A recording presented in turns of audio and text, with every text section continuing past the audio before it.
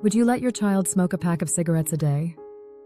Would you let them scroll endlessly on social media, comparing themselves to strangers?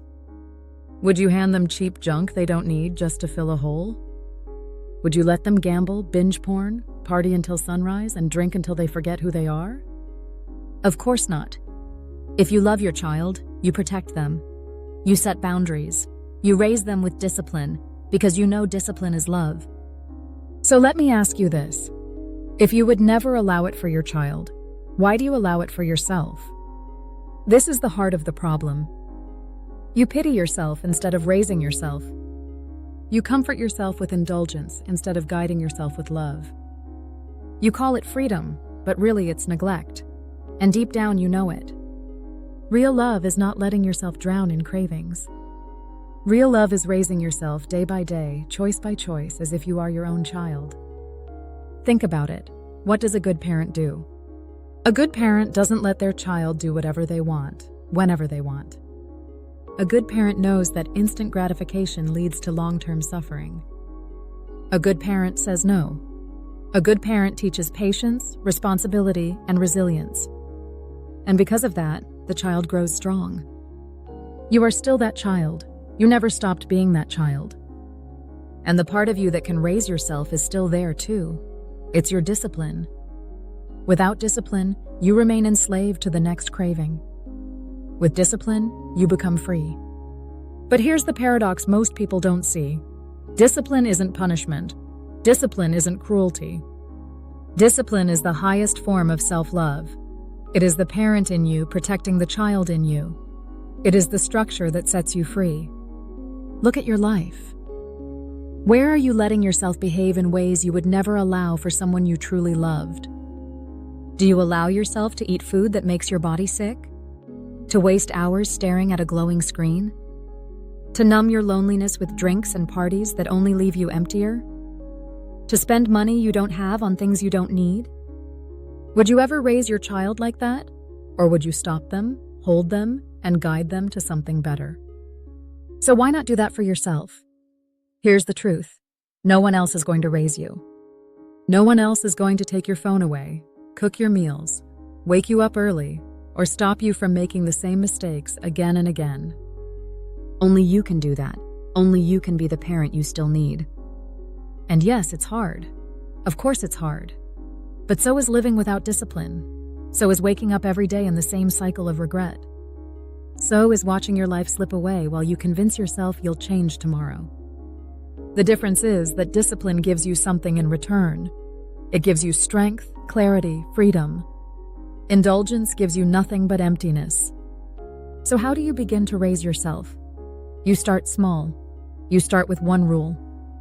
A rule not made from cruelty, but from love. Maybe it's no phone for the first hour after waking. Maybe it's cooking one healthy meal a day. Maybe it's going to bed on time. Maybe it's saving instead of spending. It doesn't matter what it is. What matters is that you keep it. Because every time you keep a promise to yourself, you become stronger. Every time you keep a promise, you prove to the child in you that they are safe. And slowly, routine begins to build. Structure forms. The chaos fades. And in that structure, you discover freedom. Because freedom is not doing whatever you want.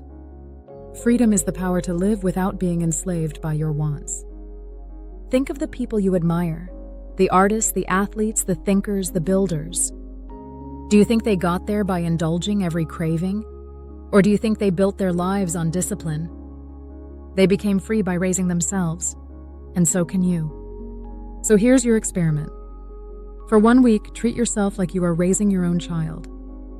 Every time you're about to indulge in something harmful, ask yourself, would I let my child do this? If the answer is no, then stop. Choose differently. Guide yourself. It will be uncomfortable. You will resist. You will hear the voice of the spoiled child in your head saying, but I want it, but I need it, but just this once.